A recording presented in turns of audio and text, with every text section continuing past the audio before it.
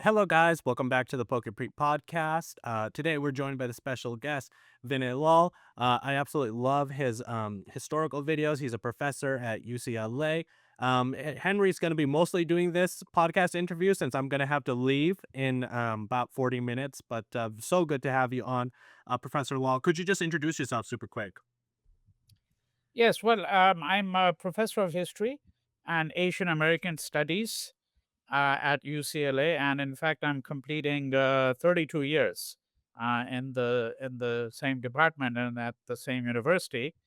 And just to give a slightly more elaborate glimpse into my background, but my doctorate is in South Asian languages and civilizations, and I should say that everybody refers to me as a historian, but I don't have a single degree in history, although I teach in a history department.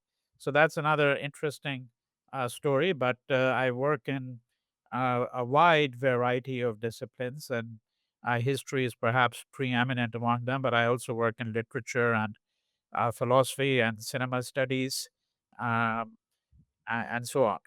So I think that should suffice for the moment. Yeah, it absolutely does. One of the first things we sort of always like to ask is like, how did you get into your field? How did you get here? So, like, what originally interested you in sort of pursuing this path? And was there any specific like topic that put you on it? Well, uh, so look, I mean, I'm in my 60s, so I have to go back to to my undergraduate days. I commenced my undergraduate degree in 1978 at Johns Hopkins University, and actually, I'm probably one of the very few academics who doesn't have a degree in any discipline. By which I mean the following: that I don't have a major. I don't have a major for my VA, and I ended up studying history, literature, and philosophy. My bachelor's degree and my master's degree, both conferred in the same year, that is 1982, were awarded by the Humanities Center at Johns Hopkins University. And then I mentioned before that I have a doctorate in South Asian languages and civilizations from the University of Chicago. So, how did I end up where I am? Well, partly it's really by accident, frankly. I have, as I said, for so many years, I've encountered hundreds, thousands of students, and a lot of the history students tell me they have an absolute passion for what they do. Well, I don't know if I really had a passion for any particular discipline, to be quite honest, because when I applied for my doctorate, I recall distinctly to I think 8 universities, and there were 8 different departments. So I applied, for example, to Oriental Studies at Oxford, to South Asian Studies at University of Chicago, to History at UC Berkeley, and so on. And that ended up going to University of Chicago because that's where I had the best offer. So I didn't really go with the intention of studying history per se, and ended up working with a person who I think fairly can be described as one of the two or three most preeminent American scholars who ever worked on Indian history, on modern Indian history, particularly the British period, and that's Bernard Cohn. Was a major figure, and dozens of students, many of whom then went on to occupy places and leading universities, all trained under him. I was among the last students who studied with him. So that I think is roughly the trajectory. But just to give you an illustration that things could have gone in a very different way. I mean, I also studied cinema for a period of time. I had what's called the Thomas Watson Fellowship, and I went to Australia after I finished my BNMA and spent some time in India. And I was really, studying cinema for a year or two, and then finally came back to the U.S. in 1984 to start my doctorate.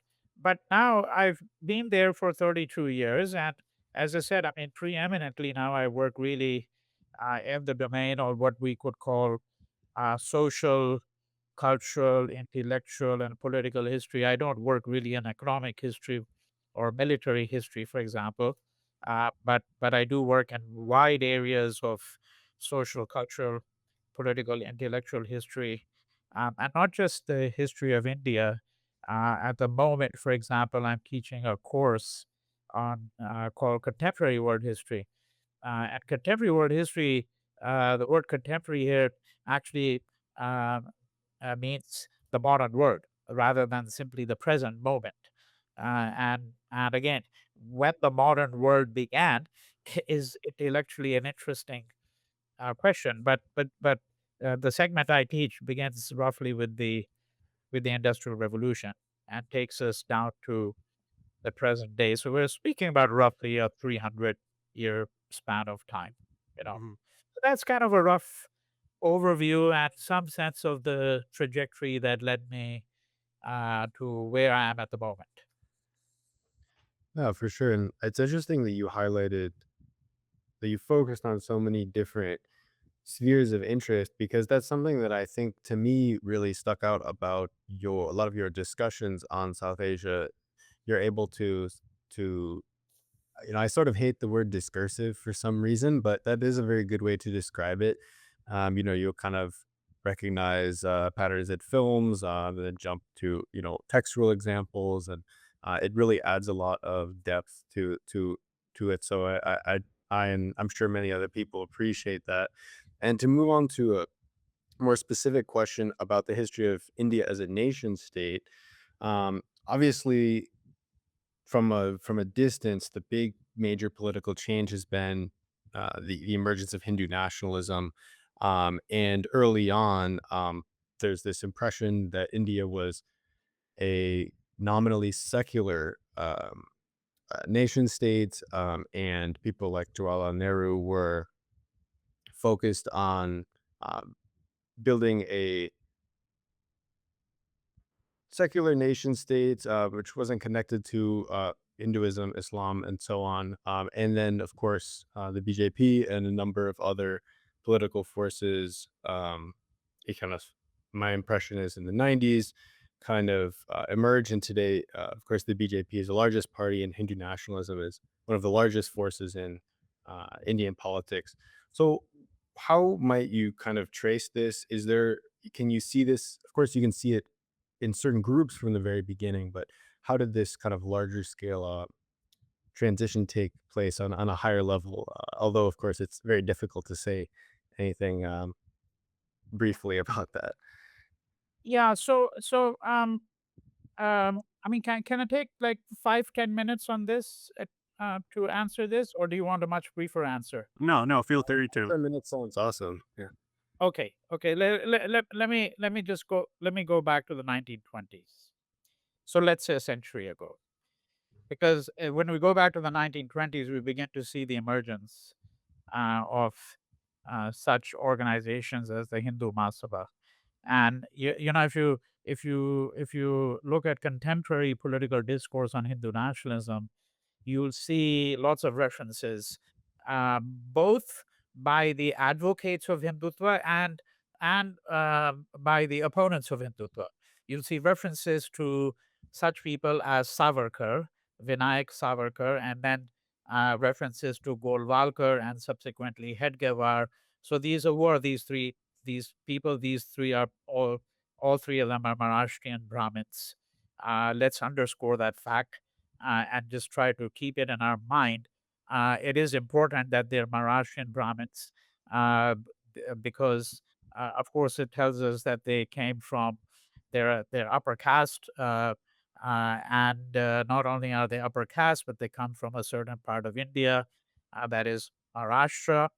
What is now called Maharashtra, it wasn't really called Maharashtra. I mean, very broadly, you can think of it as Maratha country if you want, but it was part of the Bombay presidency, as it used to be known in colonial India. Now, why is that important?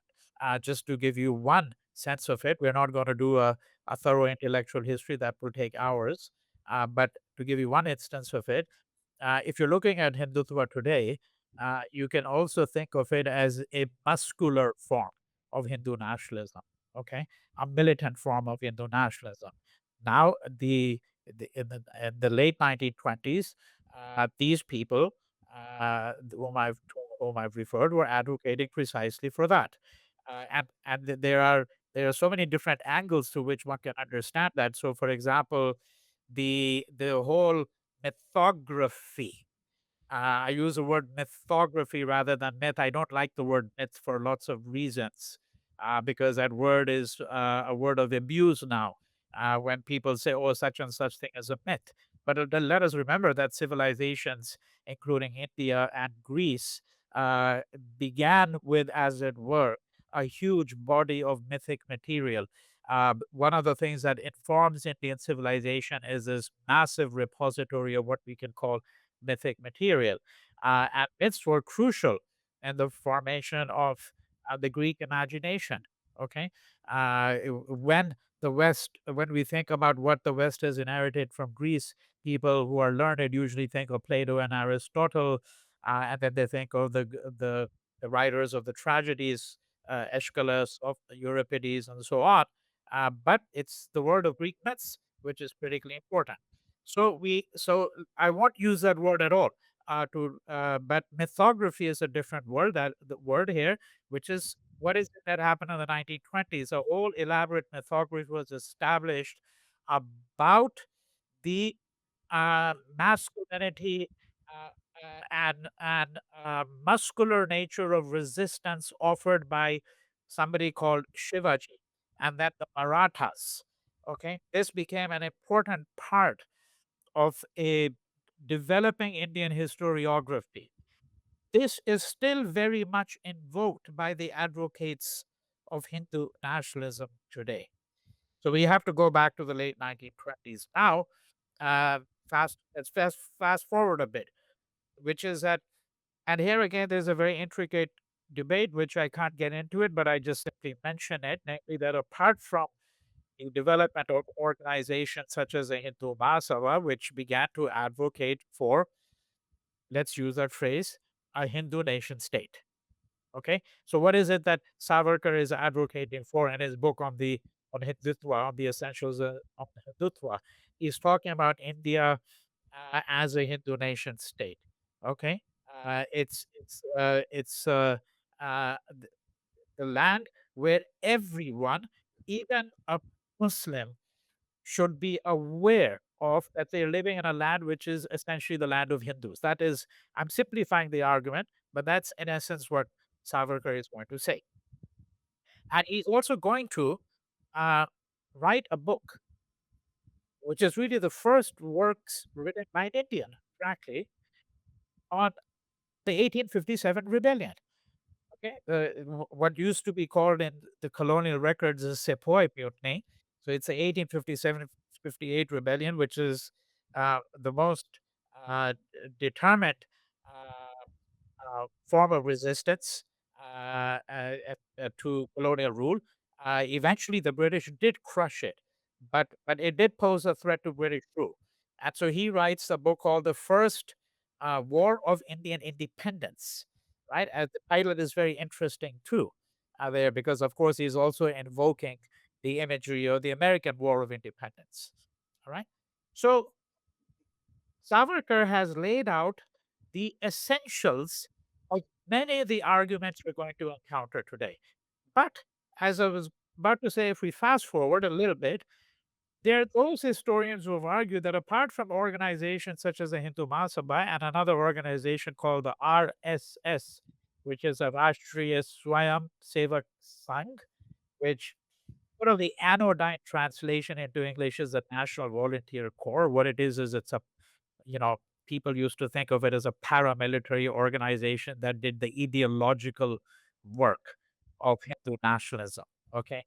And it's important to underscore again the fact that there are many people in the current government in the highest positions, in the highest positions, who are lifelong members of the RSS. All right. I want to just mention that.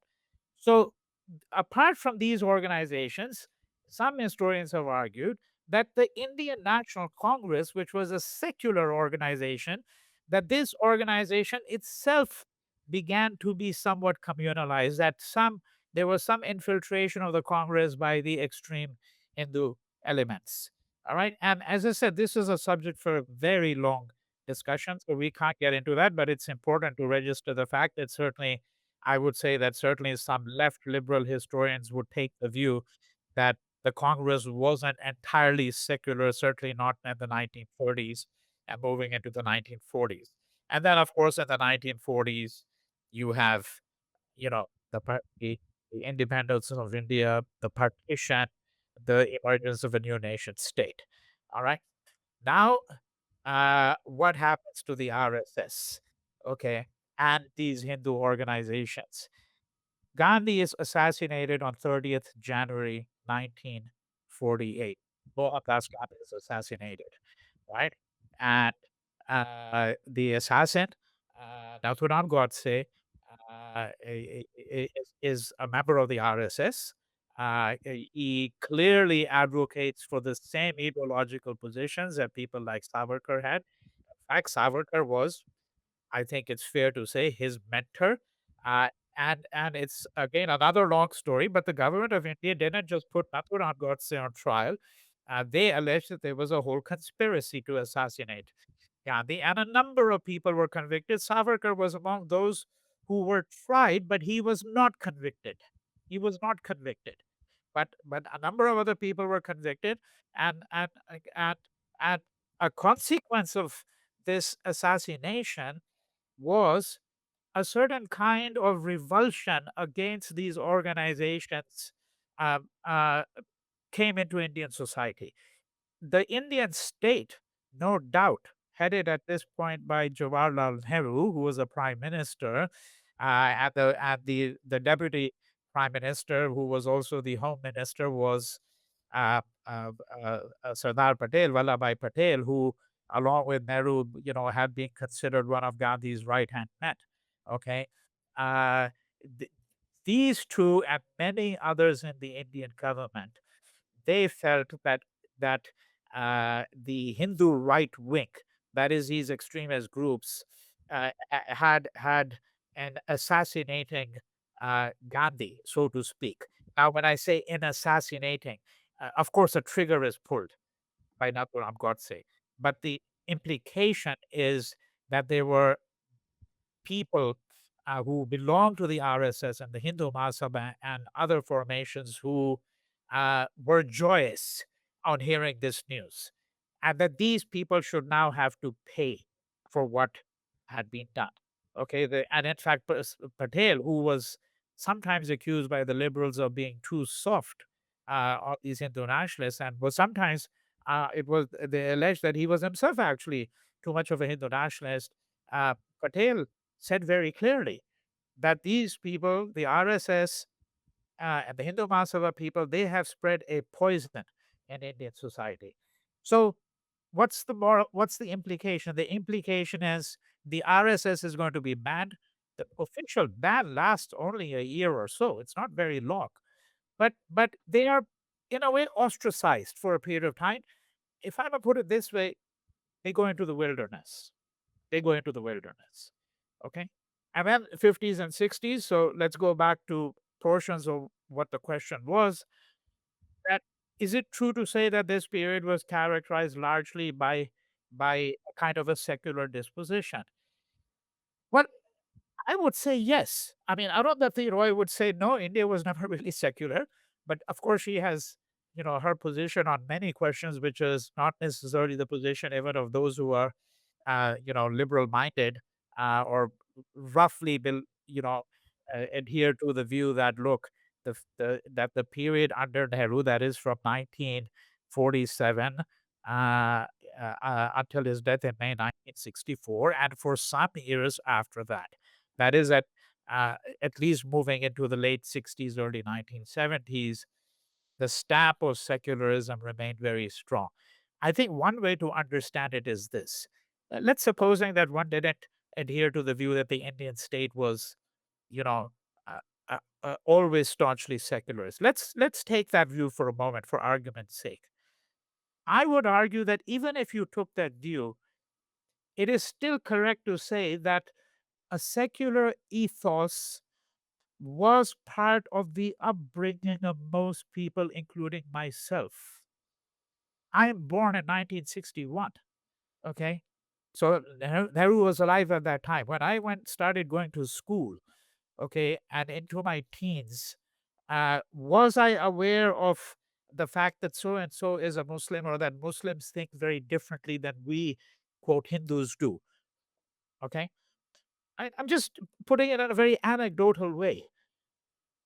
Now, what I'm saying is that if you think of it in this way, I think it is correct to say that a certain kind of secular ethos had become part of the fabric of Indian life.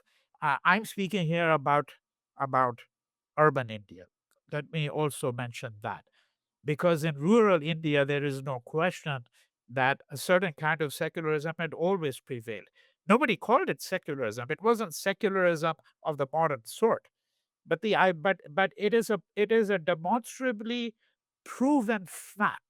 There's insurmountable evidence that communal animosity in India is more an urban problem, far more so an urban problem than a rural problem.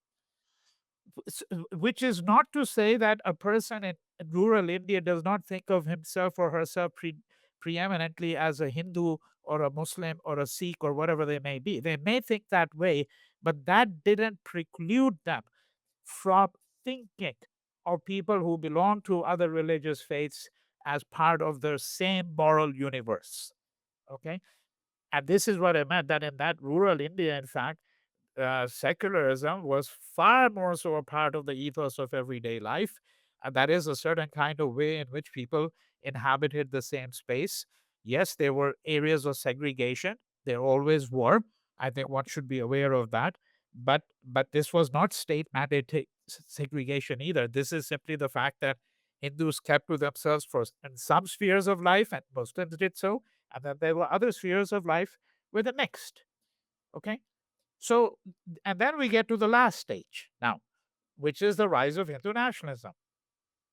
And that is, of course, a very long story. I've given you the roots of it now, going back to the 1920s.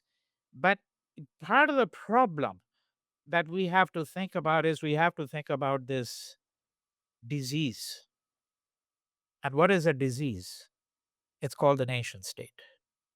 The nation state is a diseased entity no matter where it is in the world. What do I mean by that? What I mean by that is you cannot have a nation state without a violence. No nation state became a nation state without perpetrating violence. And who does it perpetrate violence upon? It perpetrates violence upon all those who are the other in various ways. You know, you just look at just look at how the United States became a nation state. You look at how France became a nation state, how Germany became a nation state. Okay. And we can see that act that forms of violence are endemic to the making of a nation state. This means what? Now let's take follow the implications of that. That a nation state always tends towards homogeneity. Right? And this was the fundamental attempt, frankly, beginning in the 1980s, especially, to attempt to render India into an increasingly more homogeneous nation state. And that meant not the elimination of people, but what it meant was that everybody had to be cajoled, had to be coerced into thinking in a certain way. Right? And this is where the agenda of Hindu nationalism starts to become singularly important. Okay? Because, of course, India is, let's take the 1980s. You have the second most populous country in the world, right? It's only become the most populous country in the world as of last year. The second most populous country in the world. Who ever paid any attention to India? No one did. There was a huge amount of anxiety in India that we're such a large country and we have virtually no presence anywhere on the international scene.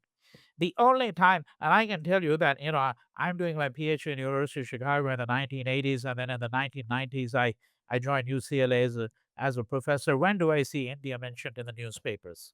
When I see India mentioned in the newspapers in a very big way when the Bhopal gas leak takes place, when Mrs. Gandhi is assassinated, right? It's incidents like that. It's one calamity after another, and that's when India comes into the consciousness. Otherwise, everybody's largely indifferent. Now, the elites in India began to think that we need to really make our presence felt. And this also is part of the story of the rise of Hindu nationalism, which almost no one tells, because the only story they're telling is how, Hindu ideologues became important. Uh, and then, of course, you have to have a general idea of how religion starts to become important, not simply in India, but in many other countries in the world, including, of course, Pakistan, right? So this is really the broader picture of how we came to where we are today. Yeah, thank you. It's a very that was a really great explanation. I'm glad you gave us the longer of two answers. To go more specifically into what you said about the elites in India during that time, feeling that we should kind of, and anyone who's paid attention to Indian politics, I don't think is any stranger to this idea that we're going to be a superpower and we're kind of competing with China and all of this kind of rhetoric. Was there anything economically that occurred? Was it perhaps dis y the, disillusion of the Nehruvian, kind of, not aligned economy, so to speak? Was there anything that could be used to ground it in a historical materialist analysis? Yes, yes, of course. I mean that's often mentioned, right? I mean it's the neoliberalization, reforms. Okay, so I mean, let's just take the year 1990 just as a benchmark. Okay, and you can also take 1950 as a benchmark. If you take 1950, what's the importance of 1950? Not the year itself, just taking that year 1950 51. It doesn't matter. India and China were exactly on par. Exactly, right? If you're looking at GDP, or their share of the contribution to the world economy, which was insignificant, right? 1990, China has already gone considerably ahead of India. The reforms, as they're called, in you know, uh, began in China circa 1980. In India, it is Manmohan Singh, Narasimha Rao. Those are the two people who are often credited with having jump-started the Indian economy. There are some dissenting views, by the way, on whether India's uh, uh, rate of growth is going to uh, jump as much as some of the statistics suggest. There are statistics and there are statistics. There are all kinds of ways to interpret statistics. But so to go directly to your question, the Nehruvian dream had soured. Why? Because the pie never grew. It wasn't simply a matter of who gets what share of the pie. The pie never grew, right? That is the standard view of those who defend neoliberalization and the economic reforms which started in 1990, right? And it is certainly the case that there was a phrase that was used to describe the rate of growth uh, uh, uh, in Nehruvian India. It was called the Hindu rate of growth, you know, right? That basically actually the economic growth rate was basically the growth rate of uh, the Hindu population.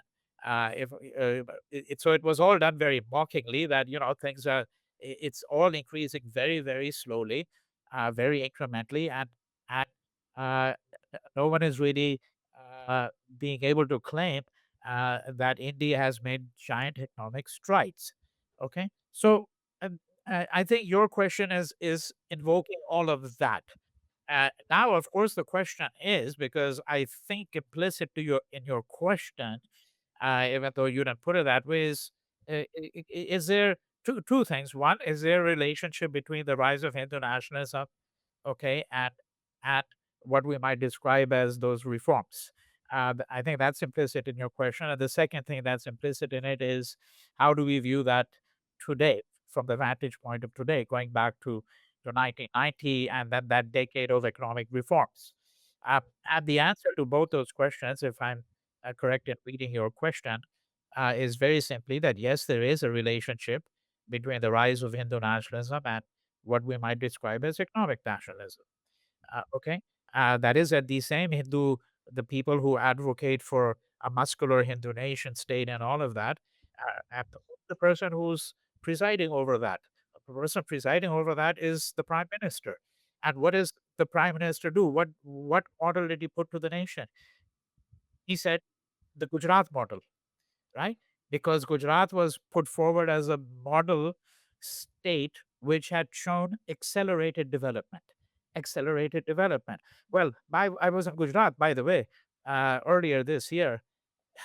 I wouldn't say that I necessarily agree with that characterization of accelerated development. I see lots of wasted development, and I see huge swaths of areas which are absolute wasteland. But we won't get moved in that direction necessarily.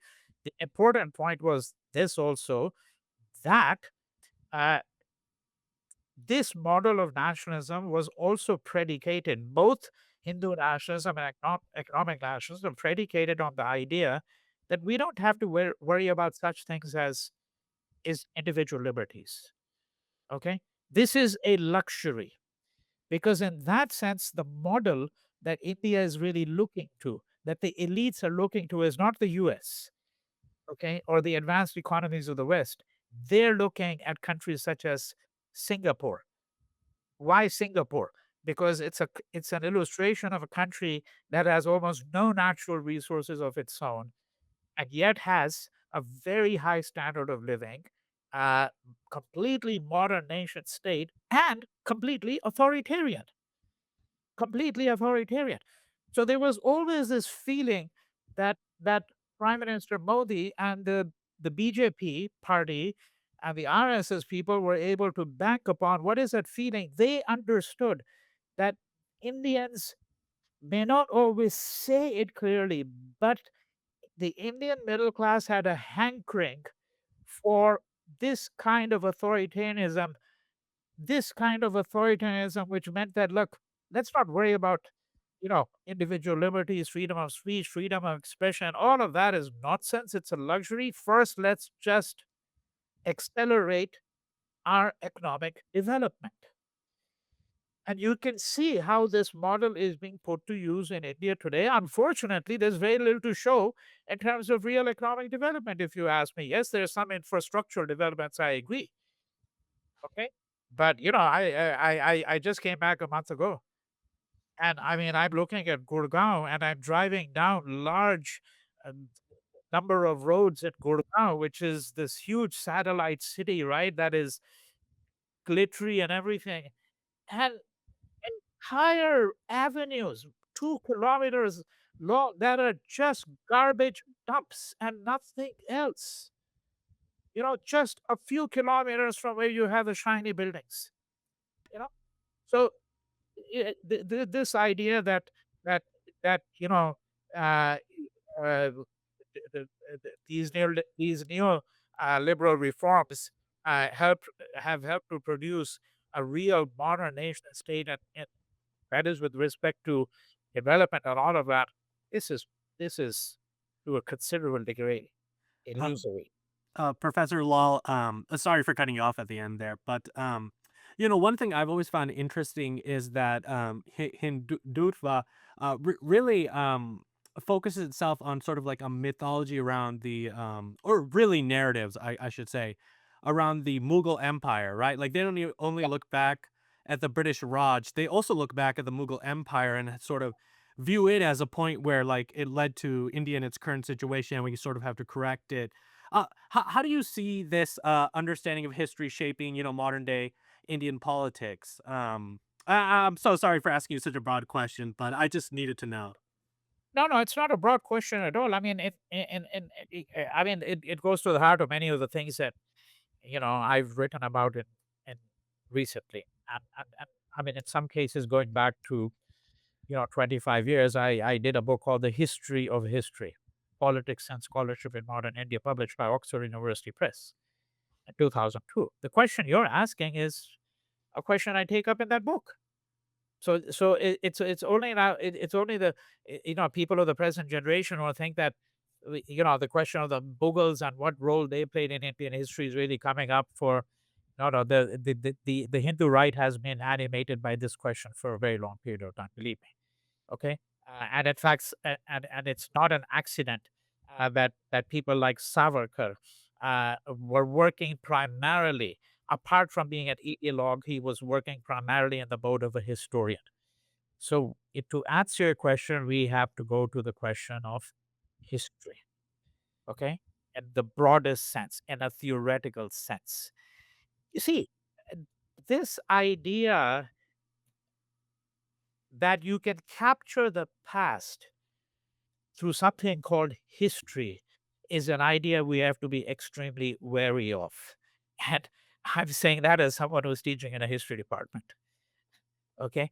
So Right. you can imagine what some of my colleagues think of some of the things I say, because this is bread and butter for them. But you have to make a distinction between history and the past. The two are not the same. The question is, how do we access the past? Unfortunately, history has become the only way of accessing that past. In this way, India is fully emulating the West. Of Mm. course, there were traditions of historiography in India, but let it be noted very carefully, and this is an argument I've made very consistently, and I will not back down from that argument because I'm fully aware of how the past has been accessed in India and who did work of history and so on. The Muslim rulers had an interest in history, and the first historical works, practically speaking, in India come to us with the coming of Islam, fundamentally. No, anyone who thinks that the Mahabharata or a Ramayana is a work of history has no understanding of those works whatsoever. Which is not to say that you cannot read those works to try to gain some insight into how people were thinking at that time. Whenever those works were composed, and they weren't composed in a short period of time, the Mahabharata is composed over a period of 800 years. Okay, from roughly 400 BCE to 400 of the Common Era, 400 CE. History, okay, now then is a certain kind of discipline. Okay, and this discipline is a discipline that begins to be embraced in a very vigorous way by Indian nationalists in the 19th century, because what they understood is what nationalists have understood everywhere, that if we don't write our past, somebody else will do it for us, which is what the English were doing. At the Indian view, of course, was that particularly as Indians became more astute about what the British were writing about India, that they're really misrepresenting our past, right? They're misrepresenting our history in particular.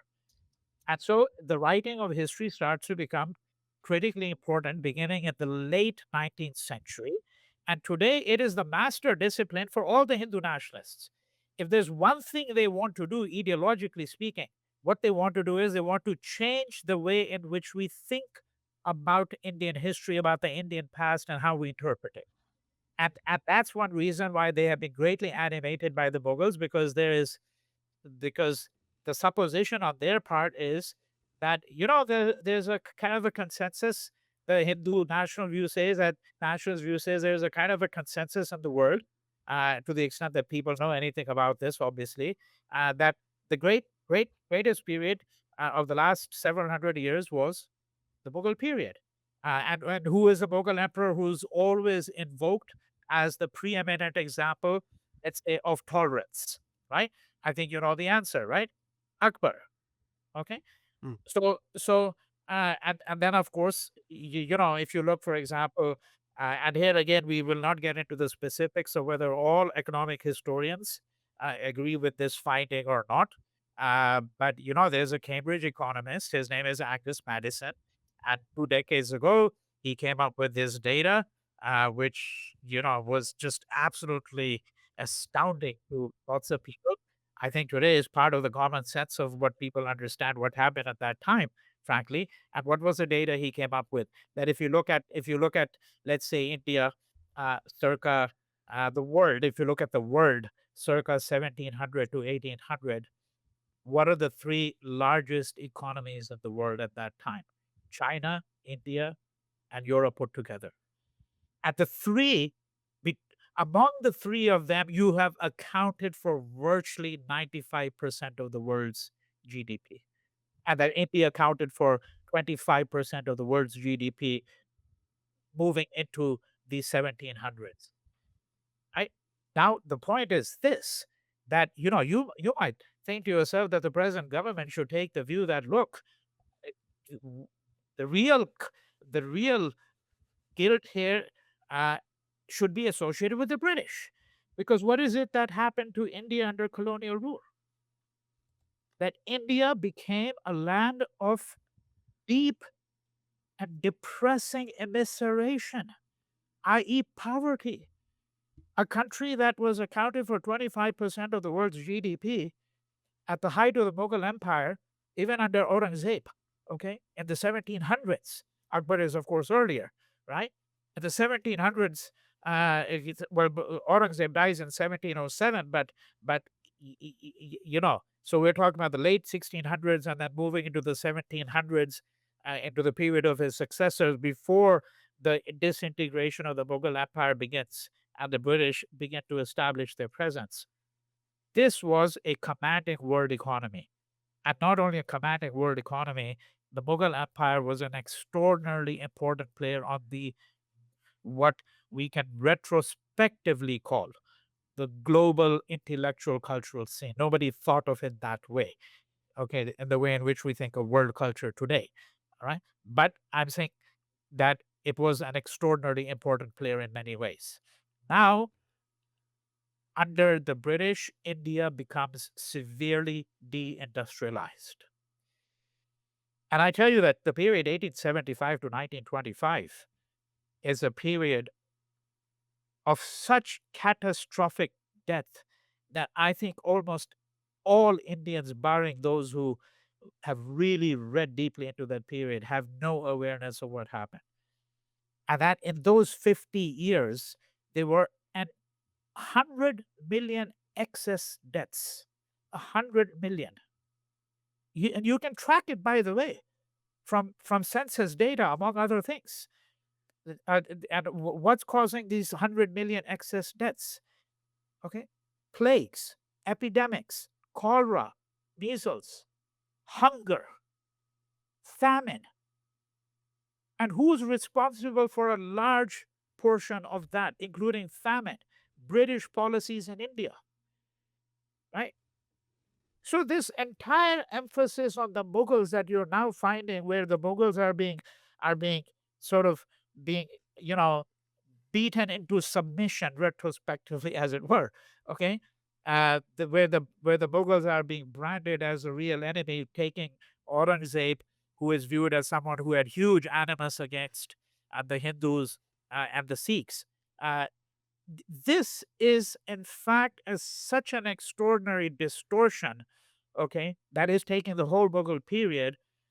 It's a distortion that fully serves the purpose of Hindu nationalists, because there is no question in my mind that Hindu nationalism has a fundamental problem with the Muslim presence in India. I think we need to state it as bluntly as that. You know, all right? And that is really, I mean, and we can discuss many other aspects of the history of the Mughals. And again, I want to be very clear. I want to be very clear uh, that when you're looking at somebody like Aurangzeb, I'm not putting him forward as an example of tolerance necessarily, but there's very deep scholarly work done to look at his period, the period that he was presiding over, which is a period that extends to well over 40 years as emperor. Okay, uh, his reign is as long as the reign of Akbar. Uh, if you look at that period, there is no question that there were some policies that were pursued, which were certainly detrimental to the Hindu population and to the Sikh population. The imposition of jizya, which is a poll tax, okay, a head tax, which was to which non-Muslims were subjected. But you should note, by the way, that there are lots of exceptions that are also carved out in the jizya. So women who are pregnant, elderly people, for example, people who are blind, people who are disabled, none of them, even if they're not Muslims, don't have to pay. None of them have to pay the jizya. I mean, so we can get into the particulars of what really happened even under Aurangzeb, but in any case, the question is Aurangzeb is only one of many Mughal emperors, right? You have to take the period in totality. It's a period which is enormously rich in many respects. That's, if you had to come to a brief conclusion, that's a conclusion you'd come to after a study of that period, right? So I think we have to understand what is it that, what is the animus that drives Hindu nationalism, okay? And that will tell us a lot about how they reconstruct the past, how they deploy history, okay, how they instrumentalize it, right? And and here again, let me also add this caveat. If you read my history of history, I'm very clear in that book, in my book, that this is not the first time when I was writing it. So this is long before Mr. Modi and the present government came into power. Okay, the book was published in 2002, the history of history. But these disputes, which you see as disputes over the content of history textbooks. So both of you may be aware that over the course of the last 2 3 years, there's been a serious attempt to tamper with the content of history textbooks, school textbooks. But as I make it very clear, this has a very long history. There were Congress governments that were involved in this too. It should be noted very clearly. Okay. But certainly not on the scale on which they have been doing that, okay, in India since 2014. And I think one analogy you can think of is what's happening in modern day Trump's America, okay, where there is a complete evisceration, okay, of certain kinds of histories taking place. Over 1,000 books have been removed from libraries, for example. What we're talking about in the U.S. today is the sort of thing that the Indian government has been doing in different ways, particularly since 2014. Okay. Oh, yeah, absolutely. I find it very fascinating that they focus on the Mughals rather than the British.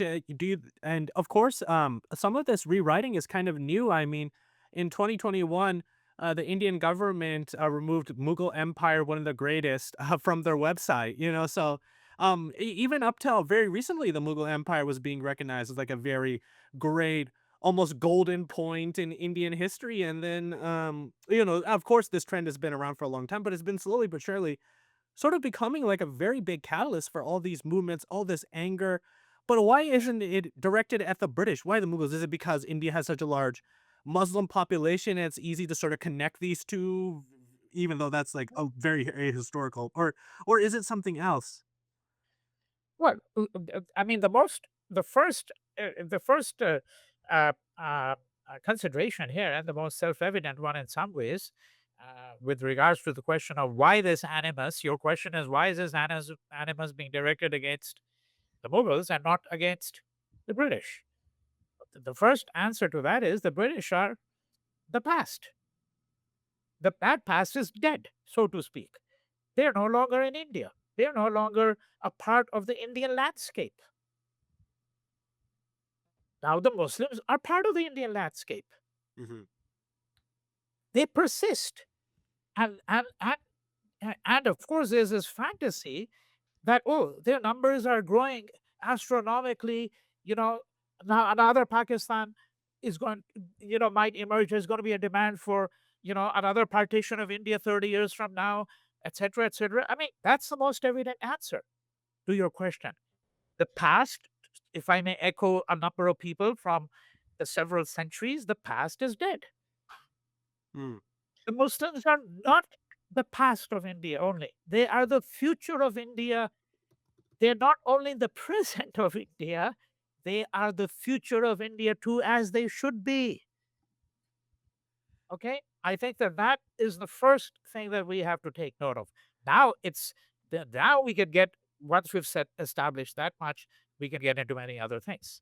Look, if you think about, okay, the cultural stratosphere, all right, see, what did the British bequeath to us that has endured in our country? Is there anything in their food? No, Nothing. Zero. no. Zero. In fact, if anything, we bequeath everything decent they have in their food today. I Uh, mean, the only- biscuits, maybe. y- well, yeah, maybe tea biscuits, and Yeah. you could say, but you see what I mean is I'm talking about cuisines, right? Oh, I'm yeah, not yeah. talking about thing you nibble on, in the morning. Maybe parley biscuits, although I don't know if parley biscuits were. It's an interesting story of how far they go back and all of that. But you get the general sense of what I mean. That that nobody in India eats steak and kidney pie. Okay, right? You don't eat Yorkshire pudding in India, right? There's nothing there, nothing whatsoever. Okay, so what is it that remained? It's first, it's the language in which we're conversing right now. It's the English language. Okay, and then of course in the political domain you can speak of parliamentary institutions and all of that. To what degree they have some similarity with English parliamentary institutions is a question that we is never asked, by the way. It's just taken for granted, but we won't get into that. I'm saying in the totality of things, there's really very little, frankly. In the case of the Muslims of India, we're talking about an entirely different story. We're saying that that cuisine has has become entirely absorbed into the cuisines in the plural of India, because there was Muslim presence, as you know, and continues to be Muslim presence in all parts of India. Okay, so you can even think of the various ways in which Muslim cuisine has influenced even places like Gujarat. By the way, because of the fact that Western India there was Muslim traders coming in from the Arab world. Obviously, Kerala. I'm not even speaking about the most obvious places, which is all of Northwest India, Punjab, you know, Kashmir, etc., etc. I'm not even thinking about all of that. That's just too obvious. You think about the music, Hindustani music. I mean, there are two. So there's Hindustani music and there's Carnatic music. Hindustani music, the Gharanas are full of Muslims and Hindus. You see, they are an inextricable part. Now that of who we are. In fact, I have argued radically. I know that I can be subjected to severe admonishment at worst from both sides. I want to say something to you right now and say it openly, and we can spend the next uh, 6 hours and the next 6 weeks unraveling that in all of its complexities. And that proposition is simply this: you cannot really be a Hindu in India without recognizing the Muslim in yourself to some degree. Mm. And you cannot be a Muslim in India without recognizing something of the Hindu in yourself. In North India, it is, people say it's just a cliched expression. I think it has to be taken very seriously when people speak about the Ganga Yamuna Tehzeeb. The culture that developed in the Doab, right? In the area between Doab, between the two rivers and the Gangetic Plains, right? This was an integral part of who we became as a people. And you'll see where I'm leading to in just a moment, and then I'll conclude my long comment here, right? But before I get to that, one little thing. So, for example, there's a contemporary Indian writer. He's written a book. His name is Saeed Naqvi, and the book it's really like a play in a way.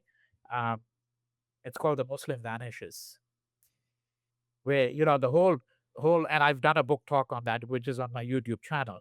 And so it's like, you know, it begins with these journalists, um, me- uh, you know, meeting in the morning, and suddenly one of them says, "It looks like, my God, I mean, all the Muslim monuments have disappeared. I don't see the Taj anymore. I don't see the Qutb anymore."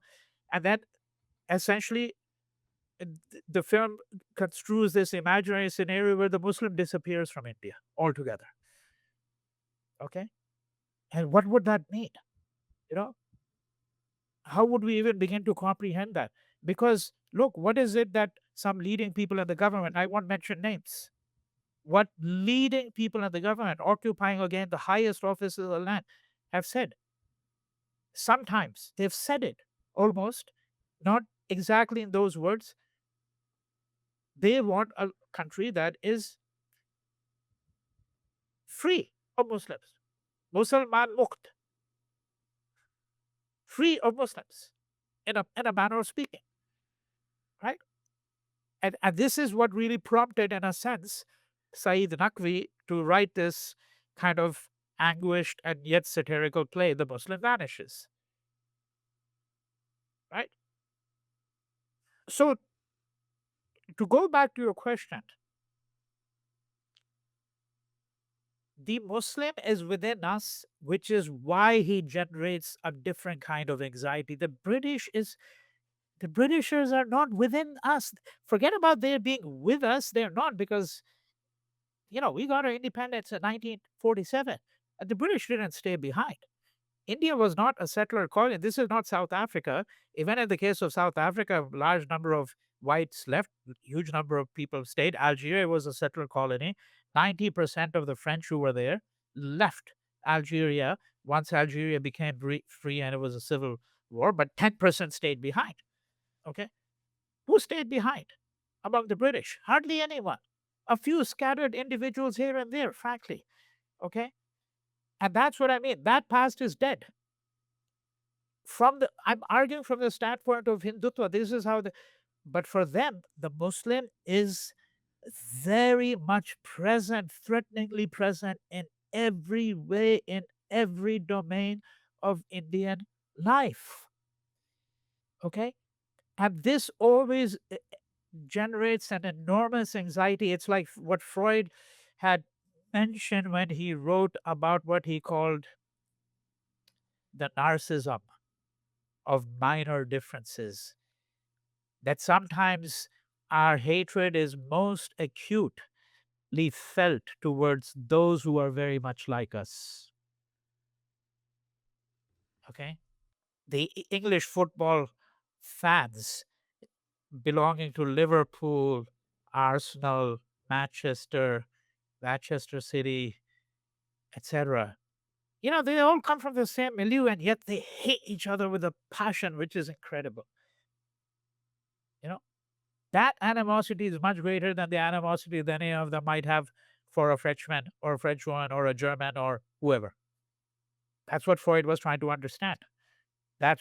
So he says that sometimes we feel the most hatred, the most animosity is generated against those who are very close to us. And, and this is what I'm trying to underscore. What the proximity in that sense, in every way, of the Hindu to the Muslim, that part of the world. And what is important is this, that the British were trying to do exactly the opposite, which is what partly led to the two nation theory. Okay. Because what was the British formula? I always tell my students that. And some of them think it's a little too formulaic, but it's actually from the colonial texts. And what is that? It's straight from the colonial texts, where British officials say, hey, we'll tell you how different the Hindus and Muslims are. There's no better way to describe their difference and the fact that they're two separate nations than to understand that the Muslim loves to eat the cow and the Hindu loves to worship the cow. And the British will say, Can there be anything more different than that? You see, right? So you see what I'm driving at, Preet? Yes, yes, absolutely.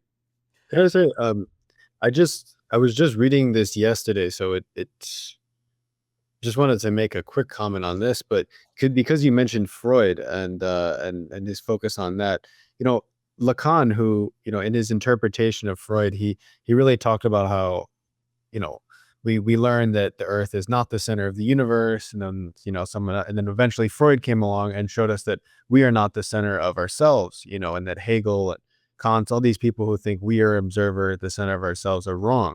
And Lacan argued that, well, this is actually something we are threatened by. We seek to ignore. We're irritated by it, and so it makes sense, that in the process of nationalism and national identity formation, the delineations between the nation and not the nation are drawn closely, to Yes. kind of remind you that this is the center. This is not part of some complex interaction. Yeah. And I'm not part of I'm not an arbitrary part of some space. I am the space. And it's a very interesting insight. I think you mentioned. It also simplifies so much. I mean, there was so much cross connection between the Arab world and India and all this cross trade, and sort of in the modern day, it just becomes so simplified, and it's like us versus them, and everything was sort of in a vacuum, and yada yada, and it's Yeah. projecting the present onto very past complex systems that don't really conform neatly to the nation state or nationalism. Yeah. Yeah, and I mean, like in reading Integral Humanism, something that really struck me is the view that, you know, and it's kind of like it's sort of a very different, but there are some similarities to this book, A Dying Colonialism by Frantz Fanon, where Yes. Yeah. he identifies how the Algerian people used their traditions that were deemed, inferior, deemed, out of the past, of the indigenous, essentially, to launch a successful revolt against French colonial rule. And in Integral Humanism, there's almost a sense that he's trying to do this, where he's saying, well, before this, the whole idea of a nation state and a nation, we were a nation, and we did live here, and we were on this, space, and we had this thing, and the Muslim came and the British came and polluted this, I Yes. mean, kind of classic, right wing, sort of fascist stuff. But it's interesting too, because it's sort of, it's almost like peeling back the layers, like, well, the British went and left, now we have to go back, what was there before, and we need to get rid of that, and then maybe then the Persians, or and kind of get rid of everything going backwards. Yes. Well, I mean, there. And look, I'll just offer a very short comment here, but I mean, there's one problem that I think one encounters everywhere. I mean, you see that in the U.S., but you also see it, in the countries of the Caribbean, where I've been to, in connection with my, interests, political interests in colonialism, and my interest in the Indian diaspora. So I'm thinking, thinking of countries such as Trinidad, for example, and Guyana. Um, and what is it that I'm referring to here when I'm referring to the Caribbean? I said you see it in the U.S. preeminently. In some ways, you're seeing it in India, of course. And that is this whole question of priority of arrival, as I call it, right? Well, we were here before you were.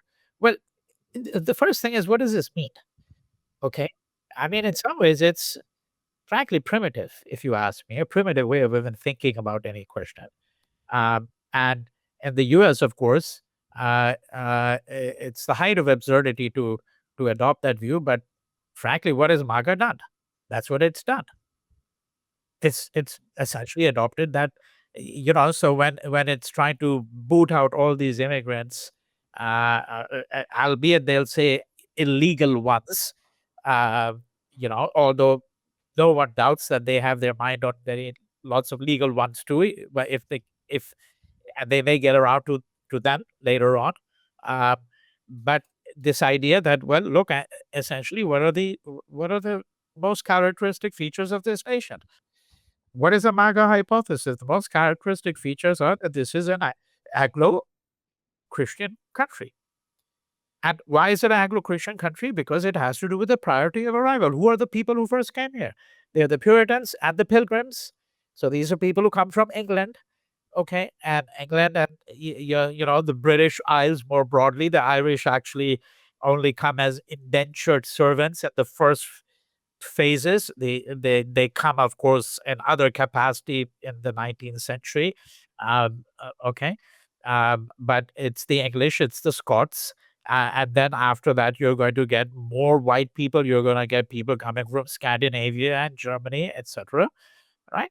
So that's this is what is it? It's priority of arrival that the Chinese and the Japanese and and South Asians like myself and all the others, they all came much later.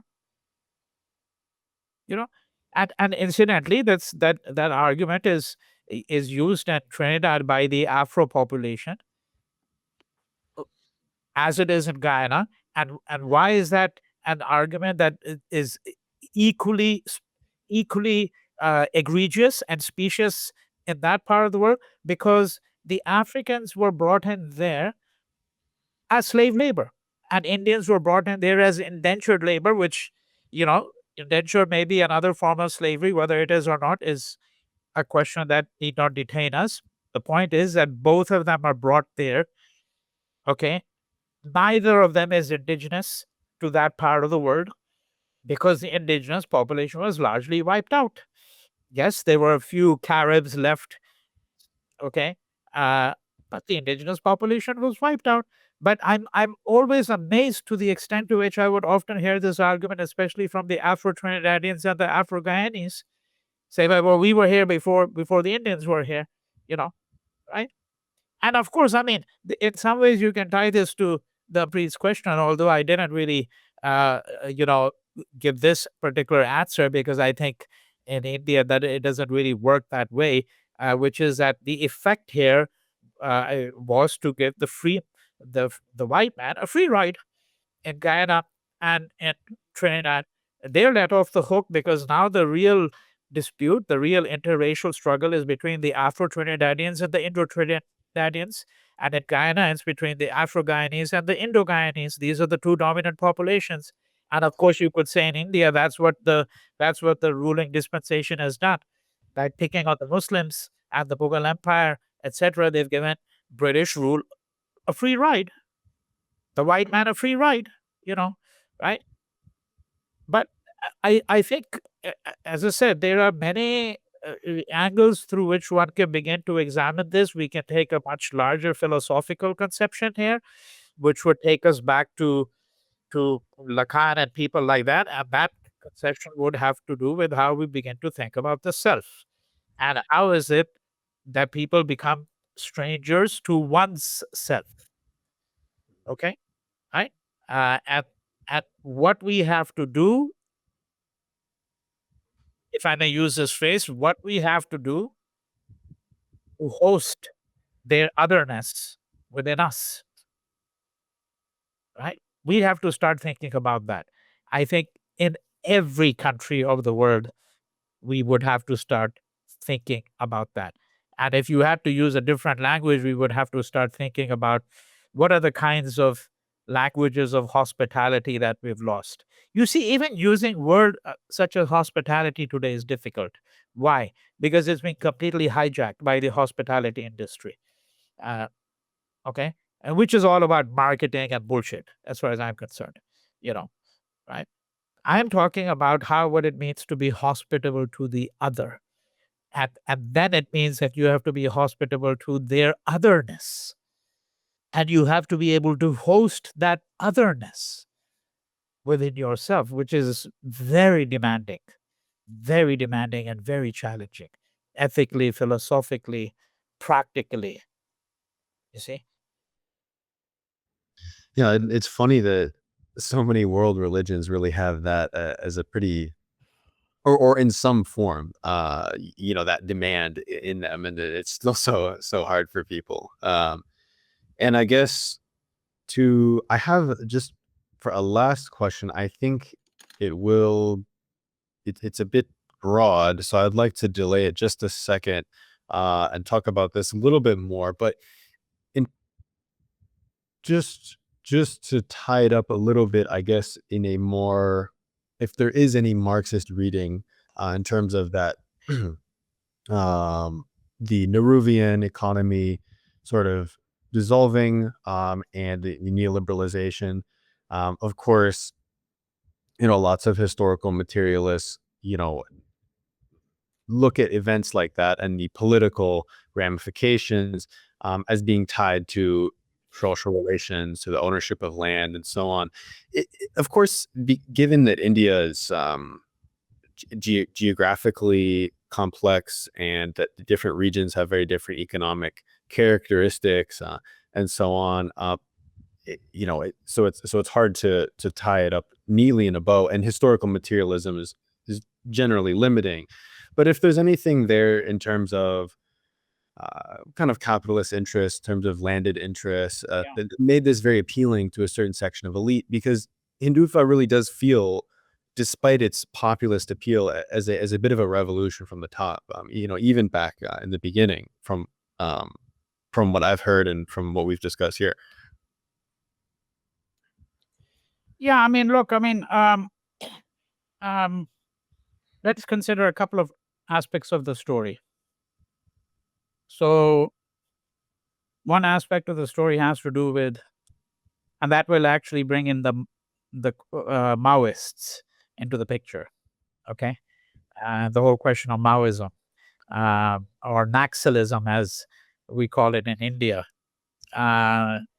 And for the benefit of your listeners, it might be important to just underscore what Naxalism is, but the term goes back to Naxalbari, which is a place in West Bengal where and Bengali ideologue and intellectual by the name of Charu Mazumdar, you know, sort of using the vanguard theory, right? So, you need intellectuals as a vanguard.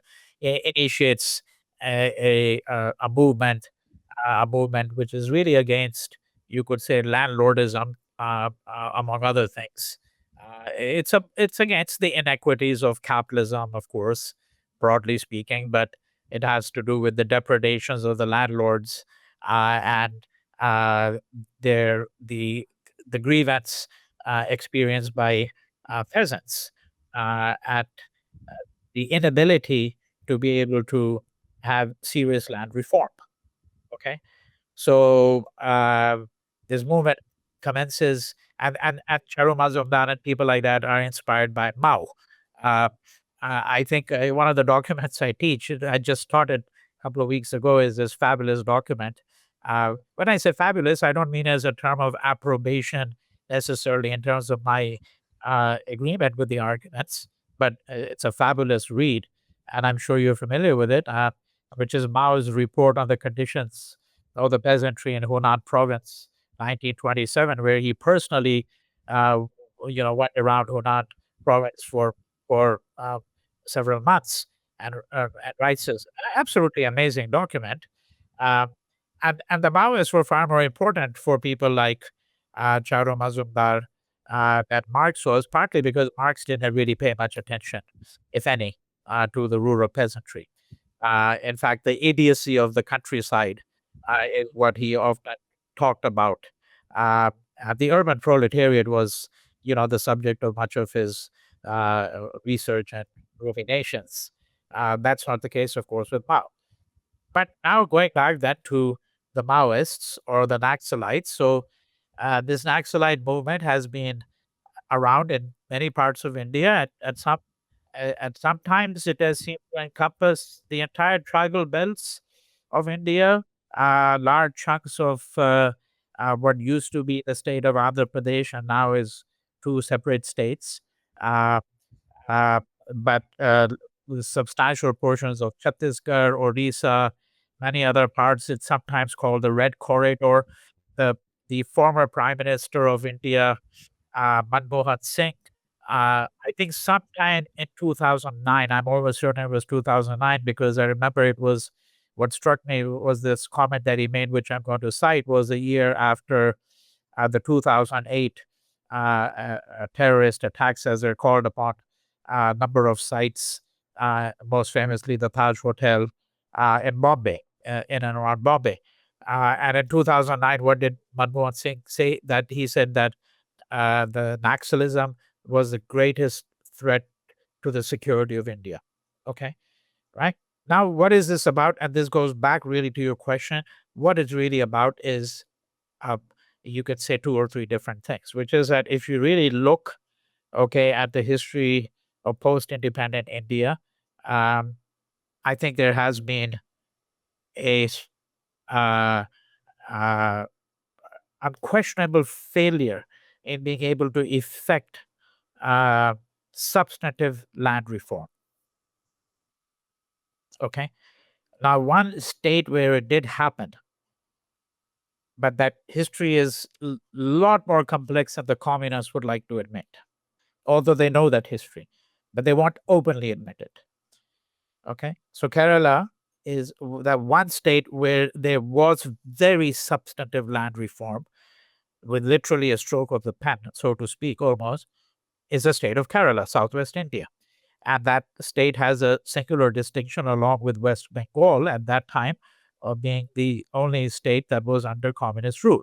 And in fact, Kerala is often described as the first place in the world where the communists were legally elected to power and will continue to be for decades. What the communists don't tell you, and all of this has a bearing on what we're talking about neoliberalization, economic reforms, and this and that, because there was also the Kerala model. So Modi put forward the Gujarat model. Long before that, the UN had actually put forward the Kerala model, as it was called. Amartya Sen, widely known, of course, around the world as a development economist who won the Nobel Prize in economics, was among many others who wrote on the Kerala model. And what was the Kerala model? That here you had a state in India which, unlike the rest of India, and this is what you were alluding to, that it's very difficult to speak of India and the secular in that sense because the regional differences are so sharp.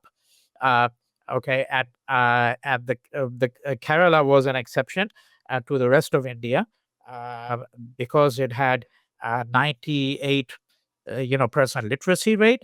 They had effected land reform, so that practically every family owned some land. The maternal mortality rates, infant mortality rates were far lower than they were uh, in other parts of India. And you can contrast the difference with, let's say, some districts in Rajasthan. I'm taking some of the states that are the most wretched state that is their position. uh, Rajasthan, Madhya Pradesh, Uttar Pradesh. Okay, um, there are some districts there where female literacy even today is 10%. 10% female literacy in some districts. And then you have Kerala, where the literacy rate, as I said, across the board, 95, 98, 99. Okay, so that was the Kerala model. But what is it that the communists don't tell you? Because the communists put forward the impression that the Kerala model all had to do with the reforms that they'd implemented. False, to put it bluntly. Why? Because we have to understand how Kerala became the state of Kerala. It is put together by adding three princely states, two of which, Cochin and Travancore, were already, by the late 19th century, long before the communists came to power, already very progressive states in comparison with other princely states around India. Much higher literacy rates. We'd have to go to the history of those princely states to understand how Kerala became the state that would then be sold to the rest of the world as a model state. Now, I'm not saying that the communists didn't have some role to play in some things. I'm not saying that. But I think it's completely misleading to suppose that it was really the communists who were preeminently responsible for how Kerala eventually turned out and how it shaped up. Okay? That's one part of the story. The other part of the story, which takes us back to the tribals, is the story of resource extraction. But neoliberalization also means that companies and this is where the Hindu nation state model has worked hand in hand with the wealthiest people in India. Okay, when people talk about the nexus between and the Adanis, and particularly and the Modi regime, this is not one of these casual. Yes, people throw it around casually without knowing the details, as we all do. We all casually throw around remarks about which we know very little. But the point is that there is some substance there, and that has to do with trying to understand how the wealthiest individuals and the richest companies in India, okay, have been aided in the task of resource extraction. That means infiltration of tribal areas. A lot of, as is the case in Myanmar, many other countries, okay, the mineral wealth is disproportionately in areas which are now under tribal jurisdiction, so to speak. They're part of tribal India. And of course, the government of India has a policy in principle that these tribal areas should be left largely untouched, that there should be development, should be encouraged, but it should be development that is sustainable, commensurate with the cultures of these peoples, etc., etc. In extreme cases, they've even, as is the case on the Andamans, of course, that's a very extreme case. Technically, no one is supposed to have contact with these people whatsoever. Okay, right? But if you take the more general model, the point is that these are the areas where resource extraction is critically important in the kind of rampant, rapacious capitalism, which is integrally a part of the politics of the Indian nation state today. And that is one reason why they are adamant upon this, upon waging war upon the Naxalites, because the Naxalites have disproportionate influence in some of these tribal areas. You see, right?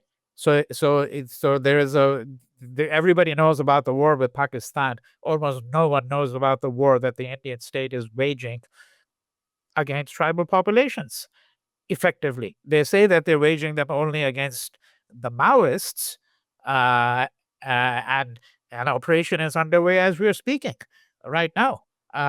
Even reported a few days ago in a small article in the New York Times about the Indian state and the fact that in this long-standing war against Maoism, this year in particular, they're making strident attempts to remove them because the Amit Shah, the Home Minister has declared that he wants India free of Maoism by March of 2026.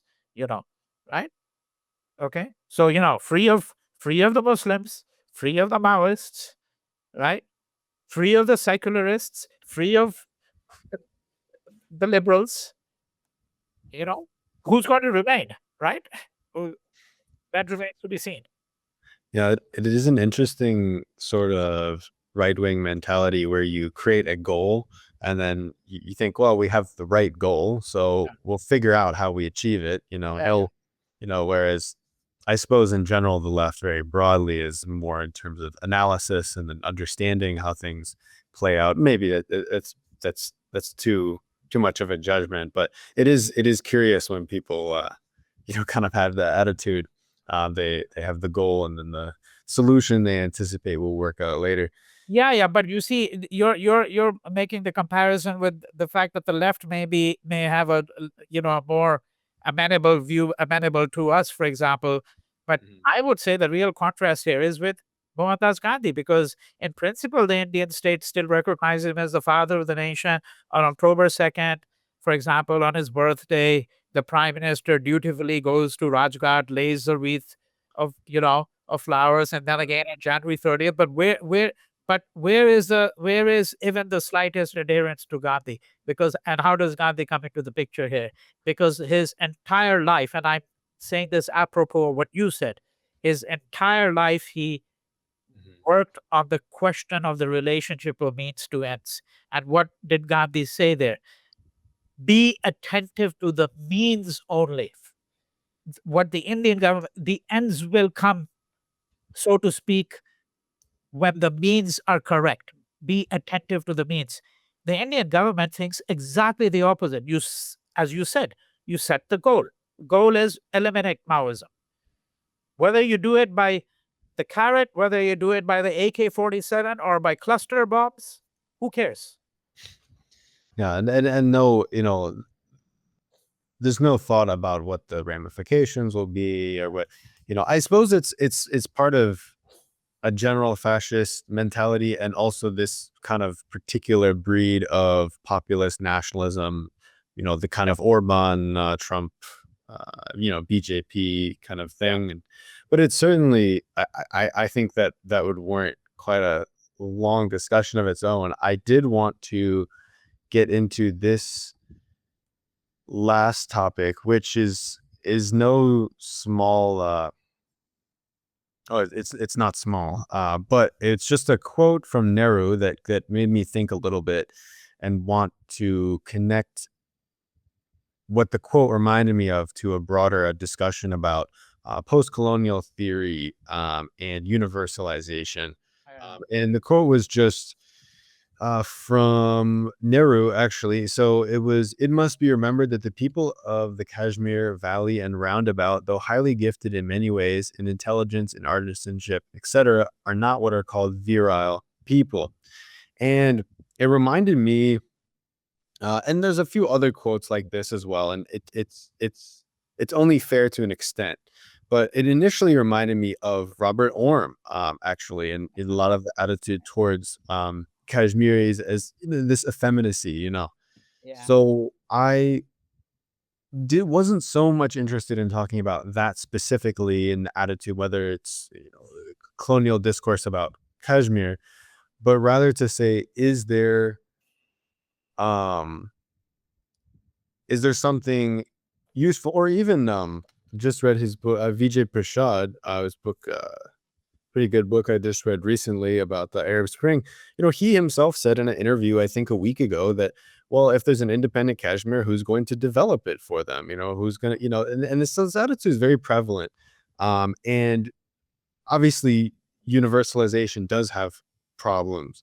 But do you think that to some degree it is necessary that to some degree it is a worthwhile pursuit despite the hazards, because it can also be used to obfuscate um, and avoid analyses. For example, I think a lot about Western Sahara, where a lot of Moroccan nationalists discuss this as this is a inter-Nicaean kind of personal thing. This has nothing to do with colonization. That's Yeah. totally different. Why would you ever have that framework?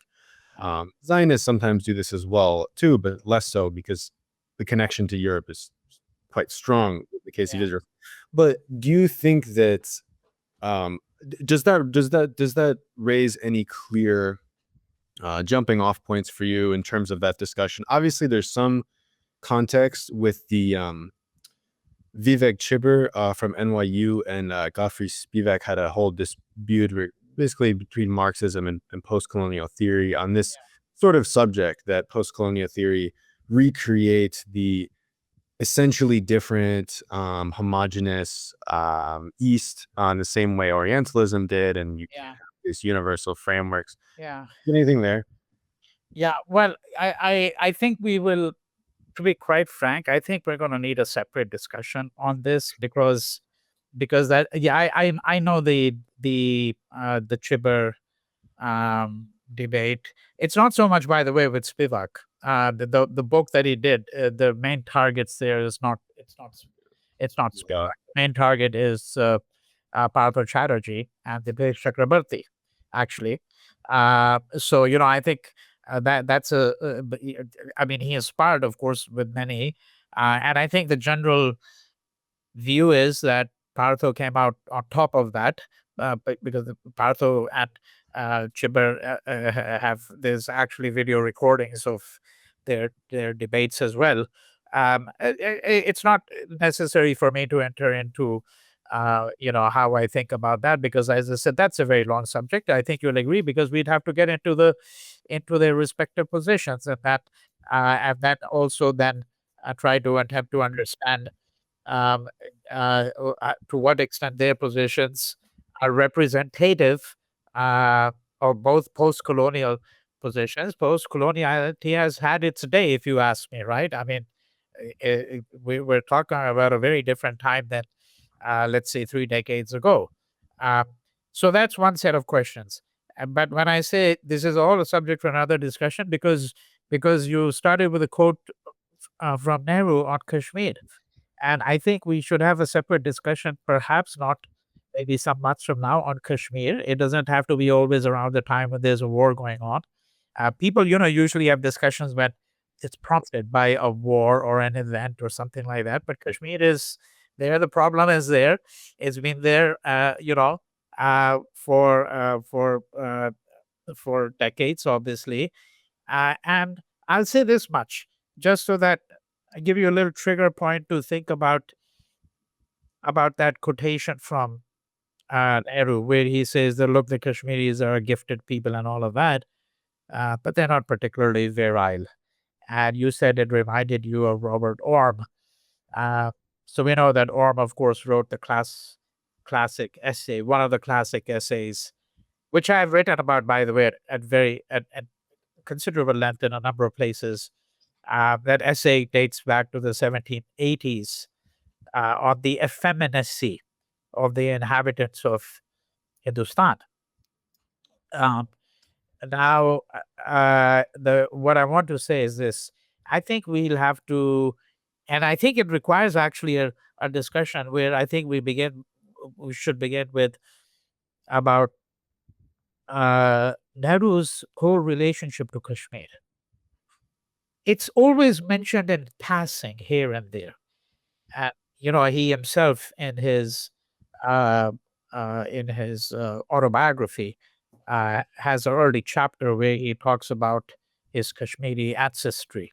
Okay, um, and I think that we're going to have to place that remark first within that context. Okay, you've taken it to a very different plane by putting it within a larger argument about post-colonial thought versus, let's say, a more Marxist kind of view rooted in historical materialism in whatever shape or form. Okay. Or at least, like, more universalizing, I Yeah, suppose, in a yeah. way that would be against post-col. Yeah, so I will go to that universalizing in a different way. That's the only comment I want to make, and I think we'll stop here. Yeah. He's writing all of this in the 1930s, early 1940s. I don't know exactly where that quote comes from. It's not from his autobiography, that I know. And I don't think it's from the discovery of India either. It may be from a letter he wrote to Indra in the Glimpses of World History, but I doubt that too. But wherever it comes from, he's writing basically all of this kind of thing in the 30s, early 40s. What is happening there? This is intensely a time of what is called the national character industry. Okay, that is that uh, there was a there was a whole school of thought which dwelled on national character and ascribed a national character to every people. So this is the national character of the Germans. They are militaristic. They have always got their boots on the ground. You know, okay. For them there's a fatherland as there is for the Russians, but for everyone else there's a motherland. Okay, this is the national character of the Gallic people. The French people, the English people. This is what's called the national character industry. The United States government, in fact, actually commissioned a huge number of studies on the national character of every people. Now, I'm not saying that Nehru is part of the study. That's not what I'm saying. I'm saying there's a certain ethos at that time where Nehru, in a sense, has fallen into that, where he's ascribing. Because on what basis does a person say so and so are not a virile people. Of course, that's also first uh, putting a term of approbation to virile, because virile can be read purely neutrally. I don't think it's not usually neutral. If a woman said of a man in front of her husband, he's a virile character, okay, that is a different meaning, the word virile, than when Nehru says the Kashmiris are not a virile people, okay. That is to say that the semiotic range there of that word virile, of course, it suggests someone who's got some masculinity, who's got some guts, who's manly, okay. And what I'm saying is that partly we have to understand that that's the language of that time. Now you can do a more, we would move to the next layer before we even get to historical materialism, this and that, post-colonial theory. And then that next layer, if we, of interpretation, would have to do with his assessment of the history of Kashmir. Okay. Because what is it that made the Kashmiris not particularly virile? It could be that Nehru himself thought that by and large, Kashmir had actually been spared. The kind of, if I may put it this way, the kind of constant din of activity, military activity, that had characterized the Punjab in particular. Don't forget also that Kashmir, when he's writing, is under the rule of a Hindu Maharaja. Okay. What effect the Hindu Maharaja had upon his population, upon his subjects, that could be part of the story for Nehru. So you see what I mean, right? I think we would have to begin to unpack many layers in order to get a sense of, and I'd have to know where this quote is coming from. What's the larger, you know, uh, uh, context within which it's located, in order for me, is it part of a letter he writes? It's part of an essay he writes. It's an assessment that he offers to someone. Uh, I think that all of that would have to be part of the discussion.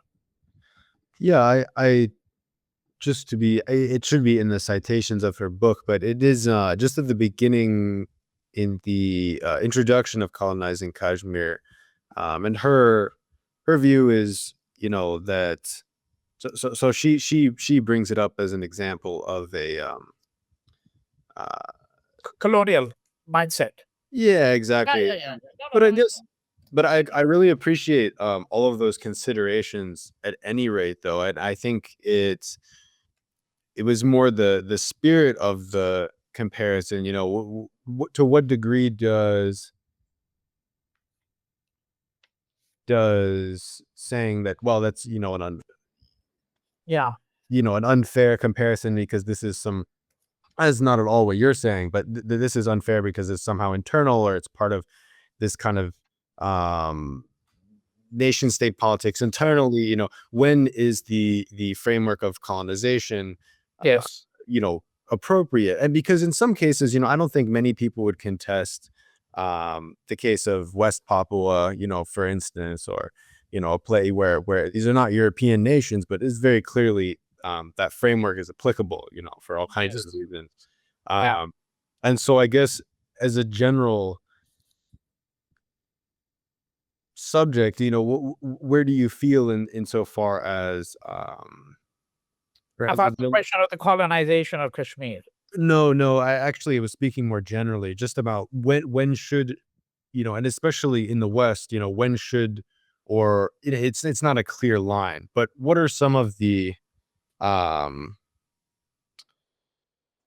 areas where, as she may, because she explicitly says that, well, in the case of Kashmir, this is comparable to colonization just Yeah. as much as Yeah. anything else. Yeah. Are there obviously there are hazards in there because of because of various circumstances, and also then you can kind of look at all kinds of, you could look at, say the experience of the Basque region under Franco, and it's not really colonization, it's kind of Yeah. Yeah. really very different, so where does this become, where should frameworks like that be applied across the board, and where should we really think in terms of, um world systems theory and the global south, global north. Oh, but that's what I meant. I think that we're going to have a separate Yeah, uh, yeah. conversation on that. That's too large a subject because we'd have to look at, you know, I mean, I know Hafsa's position. As I said, she gave a talk at UCLA, and I, was a discussant for that, and I know that she's also among those, and as there are many others who draw analogies between Palestine and Kashmir, and many in the movement have drawn these analogies. I think sometimes these are drawn much too quickly and easily, um, um, and I also do think, uh, but I don't really want to, because as I said, it's really subject for a long discussion. But just on the question of Kashmir, Mhm. one last point. I think what's also I think something that has both surprised me and distressed me a little bit at times is that people whose views I might generally agree with otherwise in general, but the extent to which they don't want to really look at, for example, the long history of Kashmir. Okay, by that, let me be very clear. I'm not talking about the presence of just Kashmiri Pandits and all of that, because on the Hindu side, they always say that, let's imagine that everything that's been said about Kashmir is right, but why is no one talking about the Kashmiri Pandits? That's not what I'm saying. What I'm talking about is the fact that the substratum of that civilization was Shaivism. And there's a very long history of Kashmiri Shaivism, a history that goes back to at least 1,500 years. I don't see contemporary political discussions really taking that into account at all. And why they don't is something that I think needs to be asked as well. You see, okay. So that's why I said this is subject for another discussion, because then especially if we start locating it in relationship to other illustrations of, um, you know, internal colonization, for example. Um, because let's supposing someone said, well, apart from the fact that Kashmir is disputed between two nation states, uh, possibly three if you brought in China and some of its claims here or there, but let's say India and Pakistan. Uh, Apart from that fact, uh, how does the position in Kashmir differ? For example, if you're looking at internal colonization, okay, then Baluchistan, which is within Pakistan, where there is a whole liberation movement. How is it different? Uh, why is it that the people who speak about Kashmir do not draw any analogies with that, although Baluchistan is part of Pakistan? Okay, uh, Mhm. right? Yeah, just as an illustration. Yeah, so maybe to very Yeah, there are too many different angles that we can think about here. Yeah, and maybe to very crudely put a caricature on what you're saying, there's some gradient between territorialization and nation state formation yeah, and colonization, and there are things that exist in between there, in that space, that are not so easily categorized. And I got very interested in and engaged in, actually, especially, I mean, in online discourse, in Ethiopian politics, and it's a very interesting country because you see um many different groups that have very, very legitimate and real yeah, and grievances and living memory. yeah, And there are dominant groups and the groups that have run the government for a good amount of time. But in general, everyone has basically suffered a lot and yeah, dished it out to others as well. And it's not so much a clear case of, it's actually something one of the only things I felt a little bit equipped to sort of take some umbrage with in Hafsa's book, because she mentions the Oromo as a group that were kind of unfairly yeah, yeah, included, and the Tigrayans unfairly included in Ethiopian. So while his yeah. picture is quite complex, so I definitely understand Oh that. yeah, yeah. The picture there is actually very complex. I mean, I've been to Ethiopia. In fact, actually, I commissioned a whole little pamphlet. I run a series. Series is now concluded. It's called the Dissenting Knowledges Pamphlet Series, and the foremost Oromo scholar in the world, Gamachu Magarsa, who's written a massive book on Oromo ontology and epistemology. And Mm. Gamachu is a friend I've had for 3 decades. I also have Ethiopian friends who are Amhara. You can imagine how much conversation, if any, they have between themselves. Yeah. Okay, but I can tell you this, that from the Oromo standpoint, it's not simply a question of the oppression unleashed by the Amhara. Okay, uh, uh, their contention runs much deeper. It has to do with Ethiopianism. It has to do with the very creation of certain kinds of categories, which in their view are entirely illegitimate because they're completely a creation of Western colonialism. So I think the question in Ethiopia also runs much deeper than simply the surface differences between the Amara, the Oromo, the Yeah. Tigray, et cetera, et cetera. Yeah, yeah, Well, I definitely didn't mean to uh, I mean that's a quote from the book. yeah, yeah, She compared Oromo to Western Sahara to to Kashmir and so on, and I think that's and I love her book. I'll say it very clearly, and I enjoy talking to her a lot. But I think that is one some examples, a good example of where you really do have a point in that the details and the various circumstances do matter. And I think, in a lot of ways, the horror of what has unfolded in Gaza has yeah, inspired a lot of, especially younger people who haven't had as much time to read and learn about things to get engaged. And I saw this a lot when the Congo, and now people have forgotten about the Congo again. I think egregiously, but I saw that a lot when there was more discussion about the Congo online, maybe 2 years ago, mm, where people really, really, and I'm no expert on the Congo, but people were really, really oversimplifying the situation yeah, enormously, and that's a place where the details and the complexities matter immensely, and so I think it is another. Ironically, we're kind of getting back to maybe my initial concern in the question, which is that when you apply the framework, it does actually, it can actually include a lot of the complexities. But then again, if you say, well, there's no analysis necessary and we should kind of ignore this, then, that can serve a specific perspective as well. So there's no easy answer. all right, yeah. Well, I think maybe we should conclude, right? Yep. It was obviously very different. Talking to you in person felt a little surreal, but very, very enjoyable. And we'd love to have you on to discuss something more focused in the future as well. So it's very nice of you to come on. Thank you. Yeah, sure, my pleasure.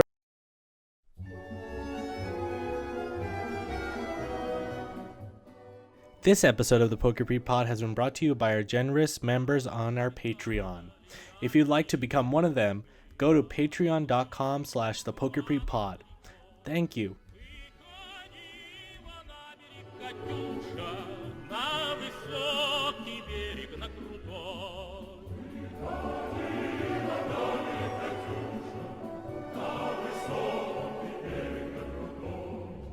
What the fuck?